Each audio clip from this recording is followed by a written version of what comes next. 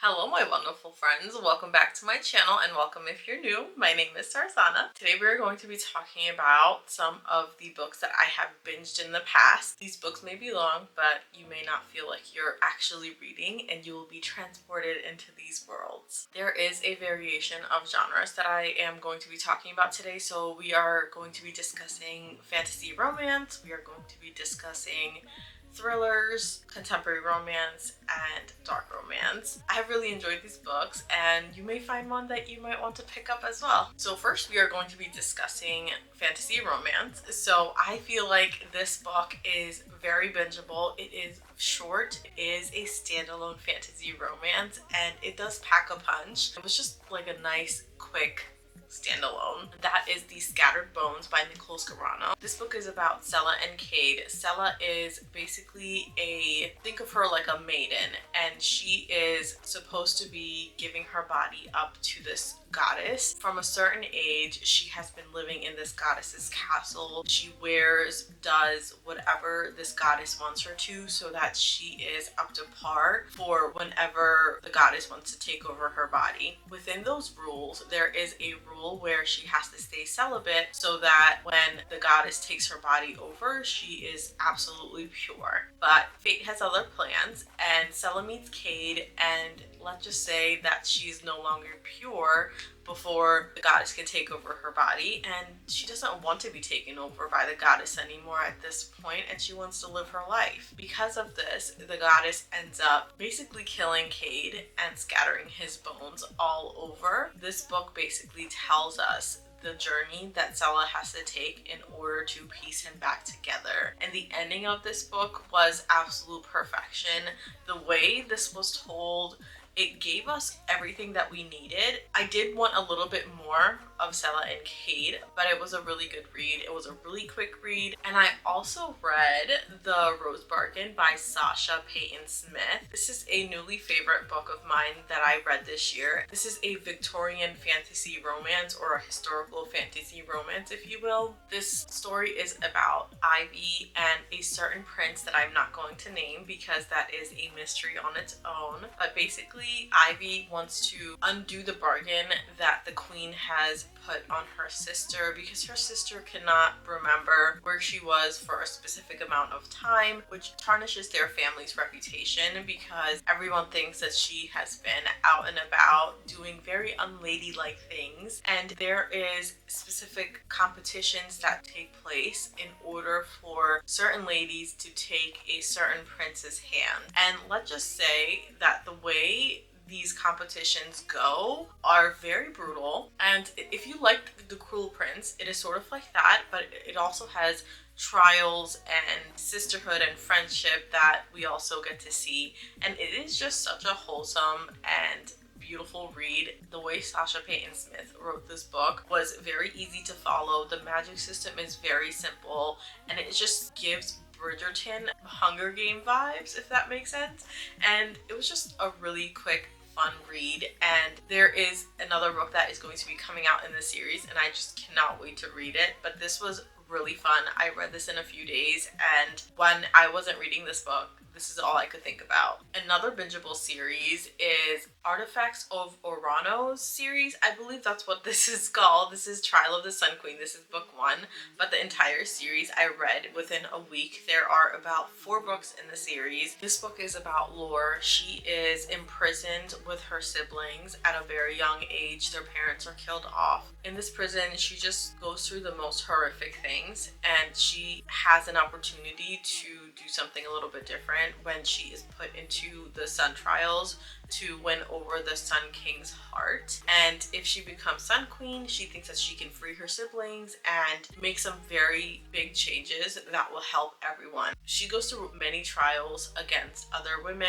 to win over the Sun King's heart. She finds friendship through this, and she also finds the love of her life, but it is a very slow burn. This entire series was so good. I could not put this down. I was gasping and kicking my feet and squealing and wanting to throw my book because I was so angry at certain things that was happening to her. And she is a total badass. If you liked Throne of Glass, then you might really enjoy this. And if you enjoyed Hunger Games, you might also enjoy this. It was such a fast-paced read, and I felt like I wasn't even reading when I was reading this series because I was literally transported into this world. And the next book I have here is The Awakening. This is the first book in the Zodiac Academy series. If you've read this series, then you already know how bingeable this entire series is. Mind you, this is like a 14-book series, but it doesn't really feel that long because there's so much happening. This is a bully romance. There are so many different magical beings. There are harpies, vampires, shifters like werewolves, basilisks, dragons, and sirens. There's just such a variety of magical beings, and it's so cool. And the found family, the friendship within this series is absolutely everything. It starts off and grips you. Like the first chapter will grip you. This isn't for everyone because the bully romance gets old really quickly, but if you can hold on tight and continue on reading this series, I promise some of you may really enjoy this. I devoured this book within a day, and I am rereading the series right now. I literally read this in half a day. I really enjoy the audiobook for this as well. The characters just sound so much more fun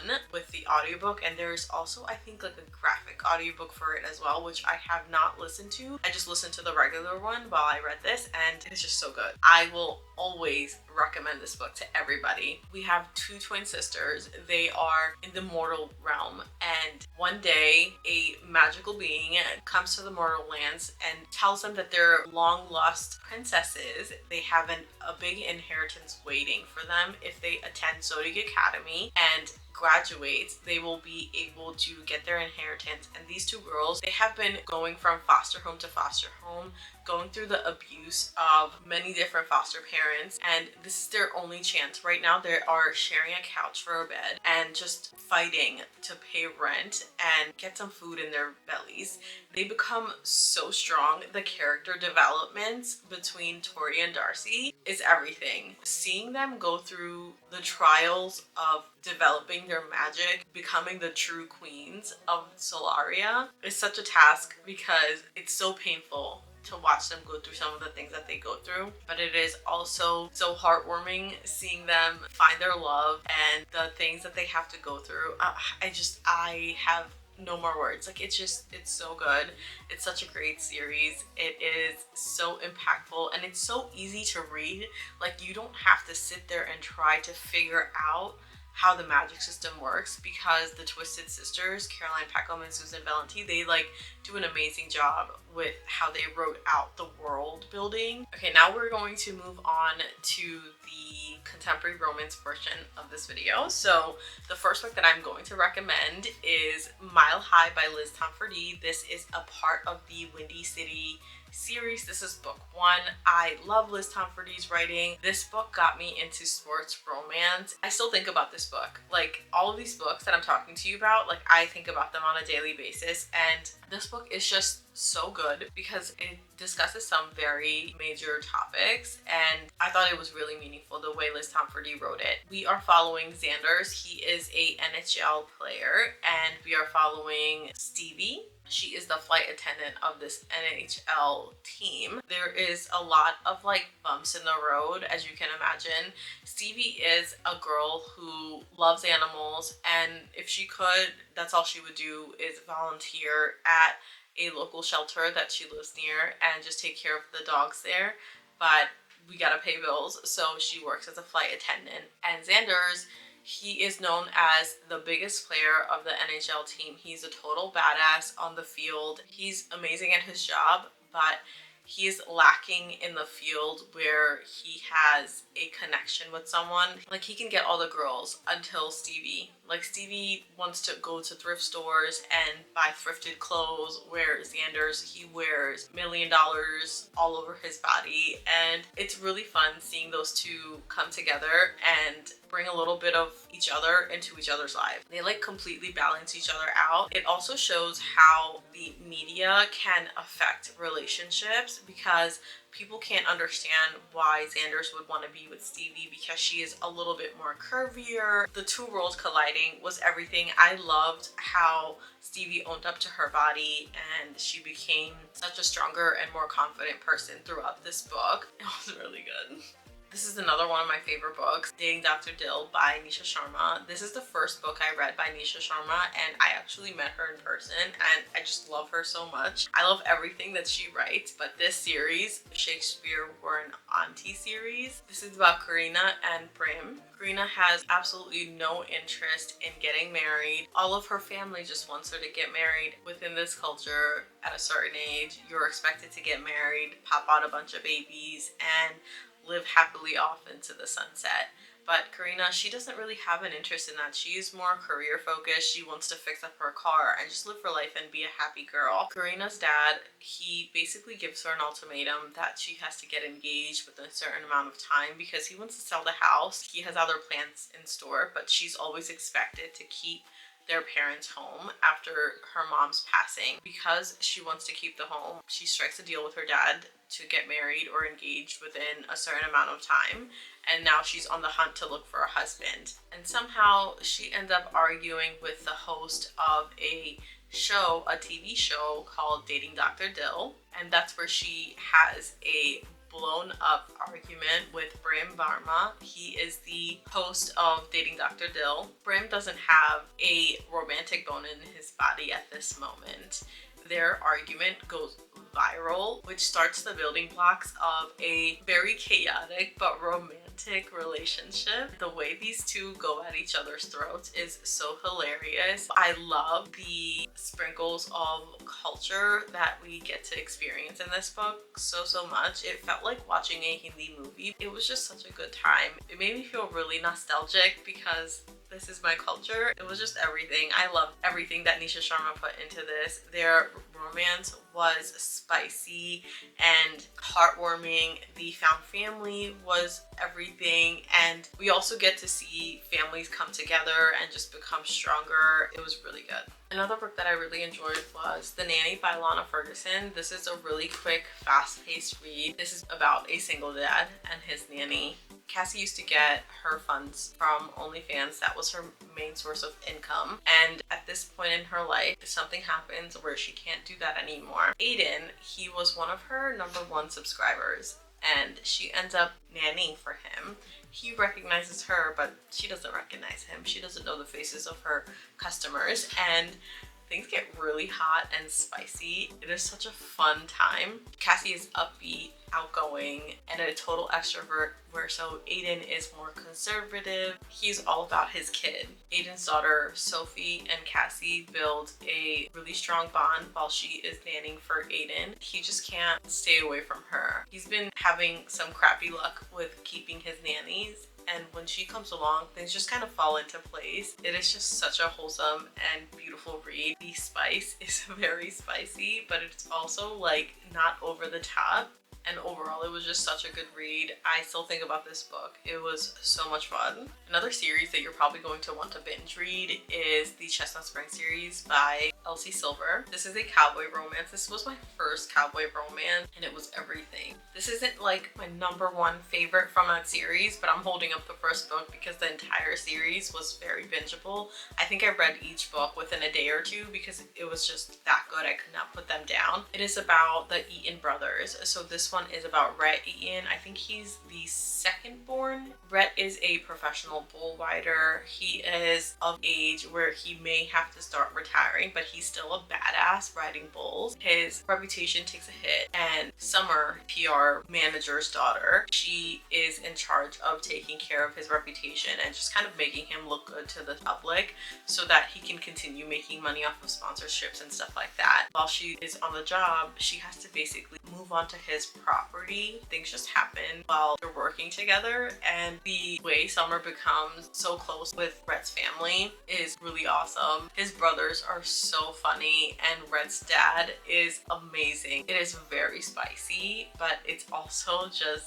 is so cute. It had me kicking my feet and giggling the whole time. Now we are going to talk about some dark romances. So the first dark romance I'm going to recommend to you is The Fucking Wrong Number by C.R. Jane. This was my first dark hockey romance, and boy oh boy, what I did not know about this genre. I love dark romances when they're done right, but I also love sports romances, and when I found out that there's a combination of both, I was squealing. I did put out a video where I do read this book, so if you want to learn more about it, I'll link the video up here somewhere, but it was a really good time.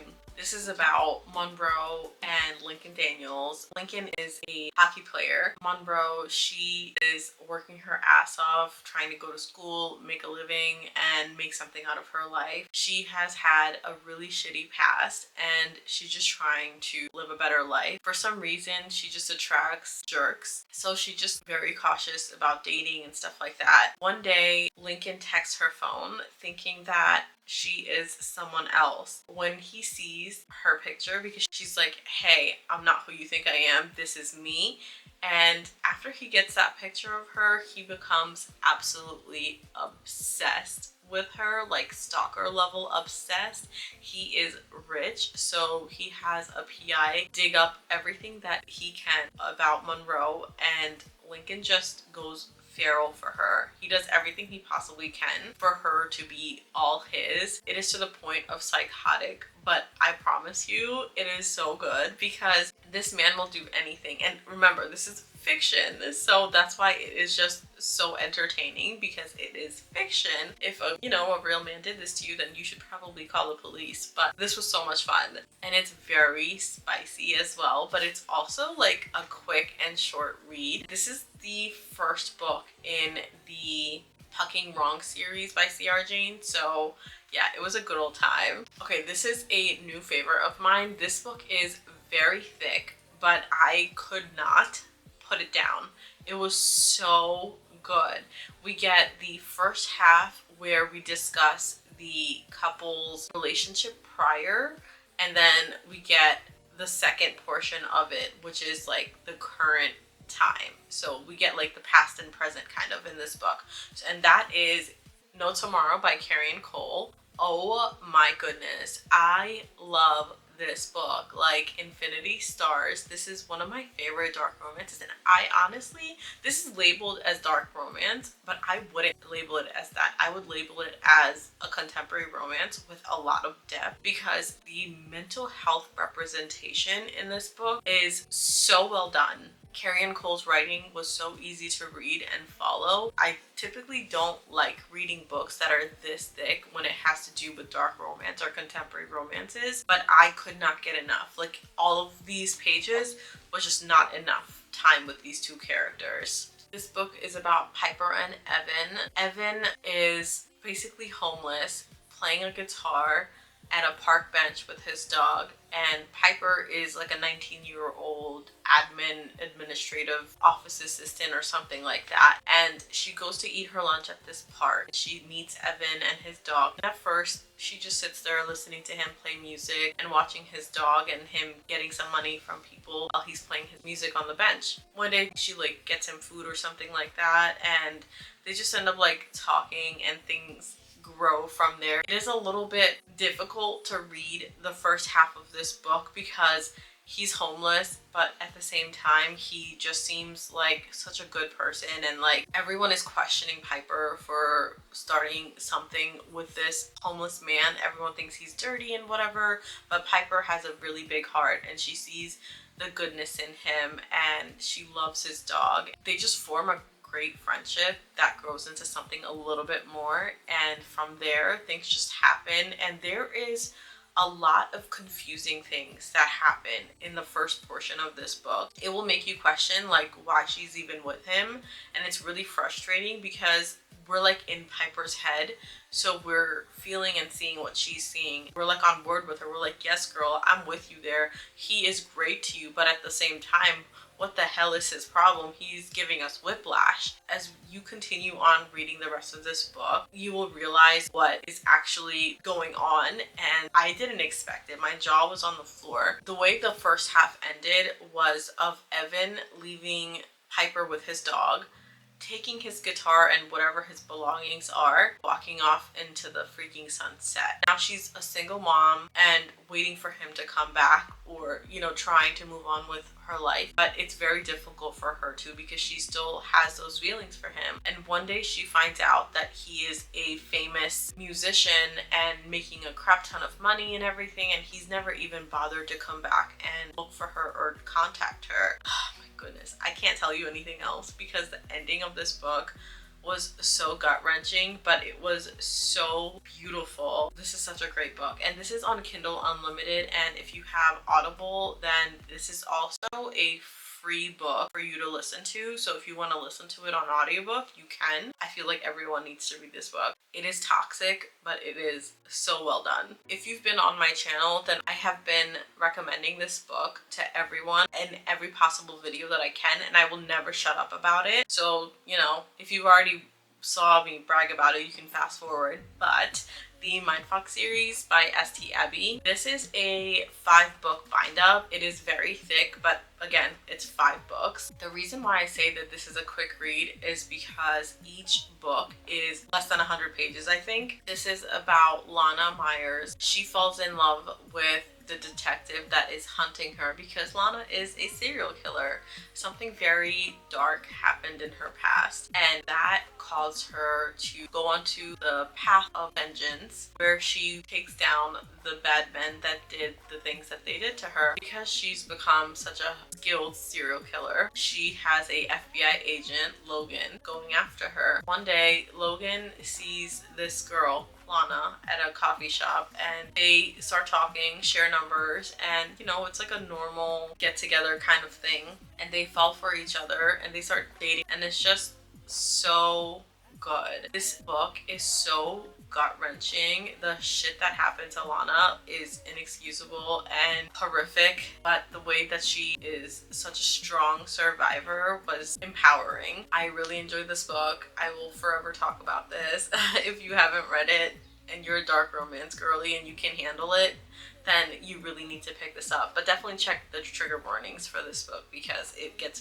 very, very dark. Okay, I have a psychological thriller here for you next, and that is a recent favorite, Dark Matter by Blake Crouch. This is a mind-blowing thriller. This is so good. I literally read it in less than like 5 hours because I literally inhaled this book. It was that good. This book is about Jason Desson. He is a professor at a university, I think. He has a wife and son. One day he's like making spaghetti with his wife and son or whatever, and he gets a call from a friend. He goes to meet his friend for a drink. On his way back, he's supposed to grab ice cream for his family and then head back home. Between getting the ice cream and heading back home, he never makes it back home because he's kidnapped by this masked man. This masked man does some weird stuff, and Jason wakes up. Everyone that recognizes him as Jason, he doesn't recognize them. He is totally confused. People are telling him things like they've known him forever, but he has no idea who they are, and it's just very confusing for like 80% of this book. But the way that you start to like realize what is going on and see all of the puzzle pieces come together, it is really mind-blowing. I think this is a TV show on Apple. I haven't watched it, but I did read this and it was so good. If you're looking for a quick read, a thriller, something that you cannot put down, then definitely check out this book. Blake Crouch's writing was so easy to read and it was very easy to understand. There's a lot of complex technological things that are said in this book, but he made it seamless to understand, and I am going to be hunting down every single book Blake Crouch wrote, and I'm going to be reading them because this was phenomenal. And then the last book I'm going to recommend is a thriller by Geneva Rose. This is The Perfect Marriage. I love this book so much.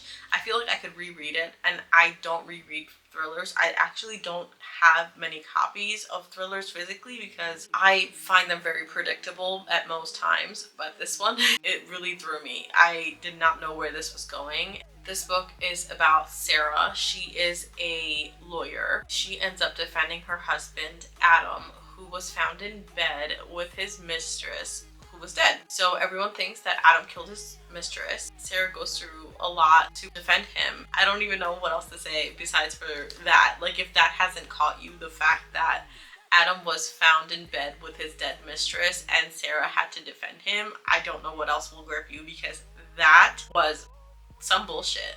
Like, I can't believe that she has to defend her cheating husband. The things that happen in this book and the way she goes about figuring out what happened with Adam was insane. And the way this book ended, I was literally slack-jawed. I was like, what do you mean? What do you actually mean? It was so good. And Jennifer Rose's writing is so easy to read and so easy to understand. The way she writes suspense is perfect. All right, my friends, and that is it for today's video. I hope you enjoyed it. Let me know down below if I've convinced you to read any of these books, or if you have read them, which one you enjoyed the most. I would love to know, and I will see you in the next one. Bye.